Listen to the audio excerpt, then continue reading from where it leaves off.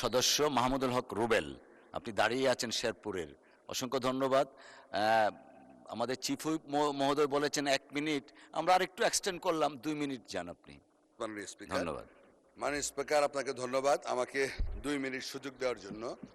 মাননীয় স্পিকার, আমি প্রথমে কৃতজ্ঞতা প্রকাশ করি মহান রাব্বুল আলামিনকে, যে উনি অনেক প্রতিকূলতার মধ্যে, অনেক আলোচনা সমালোচনার মধ্যে আমার এই নির্বাচনে জয়লাভ করার সুযোগ দিয়েছেন। আমি প্রথমেই কৃতজ্ঞতা প্রকাশ করি আমাদের প্রিয় নেতা, আজকের মাননীয় প্রধানমন্ত্রী জনাব তারেক রহমান সাহেবকে। আমি কৃতজ্ঞতা জানাই আমার শেরপুর 3 আসন, এই শ্রীবর্দী ঝিনাইগাতির জনগণ তথা ভোটার ভাই বোনদেরকে, যারা আমাকে বিপুল ভোটের ব্যবধানে চতুর্থবারের মতো এই সংসদে পাঠিয়েছেন। মাননীয় স্পিকার, আমার শেরপুর জেলাটা অত্যন্ত অবহেলিত।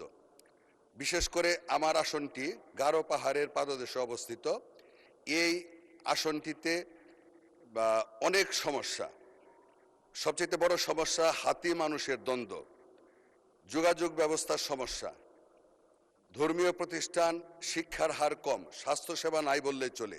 এই সমস্ত সমস্যাগুলি সমাধান করার জন্য আমি মাননীয় প্রধানমন্ত্রী এবং সেই সঙ্গে আমি মাননীয় মন্ত্রী পরিষদের সম্মানিত সদস্যবৃন্দের প্রতি অনুরোধ রাখব যেন আমার আসনটির প্রতি সুনজর রাখেন।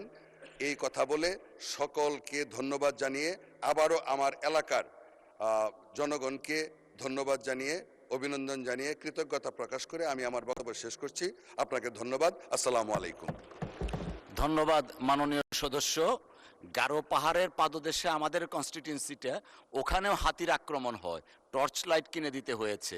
তো আশা করছি আপনার এই বক্তব্য যেটা রেখেছেন মহান সংসদ সেটাকে অ্যাড্রেস করবে। ধন্যবাদ।